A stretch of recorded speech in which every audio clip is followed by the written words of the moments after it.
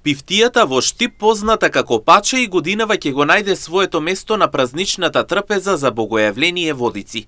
Граѓаните веќе се подготвуваат и купуваат месо и коски за низината традиционална подготовка. Со часови варење и внимателно зачинување, ова јадење останува дел од домашниот ритуал. Пифтијата е повеќе од специјалитет, таа е наследство од старите штипски кујни. Но која е тајната за вкусната пифтија?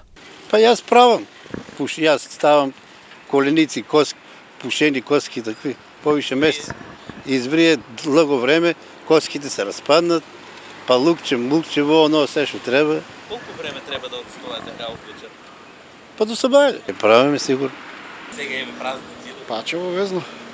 Обавезно паче. Ке правите? Обавезно, да. Како да направиме добро паче, да биде добро? Добро паче, добро месо, добри коски, тоа е. Како е процедурата?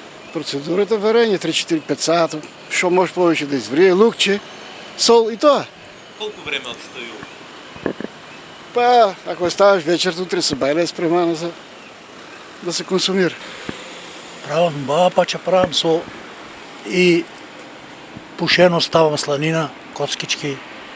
Па пача со нози, со кожи, со тоа не е она е убава, терате да жвакаш повеќе и тоа е поне е вкусно од чисто месо и сланинка да си ставиш коцки пушена. Тоа е. Лукче обавезно. Стегне до утрента, од утрента можеш да јадеш. Со тие холестероли, со тие болести, едно време биле народот по село, одат, трчат, работат, истрошени, измоштени и помагни, тоа и помогне. А сега сме од лежање, така речено. Ке правите? Не. Кај нас од дома направат такви работи, ово, но јадеме. Зашо да не прави? Па седнеме некаде и на јадење. А вие правите? Не. Ја на Лојзо сам 40 години. Покрај повозрастните, пифтијата ја користат и помладите. Граѓаните велат вкусно е доколку се подготви чисто и убаво. Децата, они само консумират и тоа. Јадат ли деца? Па јадат како не. Убаво си. Па убаво.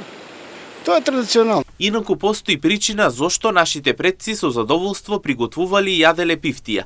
Пифтијата е полна со желатин, односно форма на колаген, извлечен од кожа, коски и рскавци од животинското потекло.